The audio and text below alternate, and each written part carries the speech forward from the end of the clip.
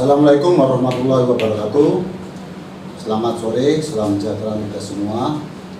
Saya selaku Dandim 0108 Letnan Kolonel Jatjuni Nur Kusaini dalam satuan tugas ini sebagai Wakil Ketua 1 Penanganan Gugus Tugas COVID di Kabupaten Jatinegara, menyampaikan hal sebagai berikut.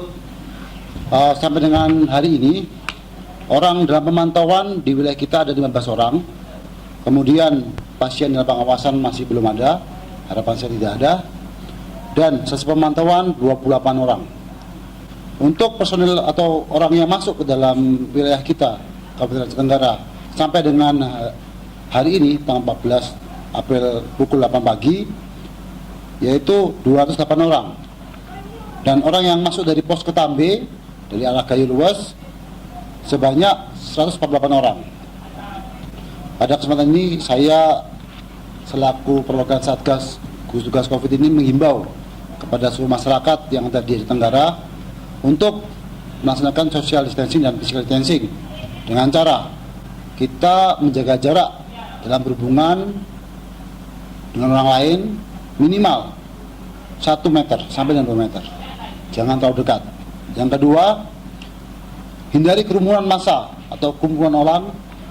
Kalau tidak perlu ada kebutuhan, tidak usah bergerak, cukup di rumah saja. Dan tetap memakai masker dalam keadaan apapun. Masker N95 digunakan hanya untuk personil medis saja. Untuk masyarakat silakan gunakan kain, bisa dibuat secara mandiri maupun bisa kita beli. Kemudian lakukan pola hidup bersih dan sehat. Kepada seluruh anggota Kodim 08, anggota Kompi dan seluruh anggota TNI yang ada di jajaran Kodim 08, saya minta tetap semangat bertugas. Tugas kita membantu masyarakat, berjuang demi masyarakat. Apapun resikonya kita tanggung bersama. Yang terakhir, tetap berdoa, berusaha. Kita harapkan wabah COVID-19 ini tidak memasuki wilayah kita dan cepat selesai. Demikian yang saya sampaikan. Beliau terpilih daya. Wassalamualaikum warahmatullahi wabarakatuh. Selamat sore.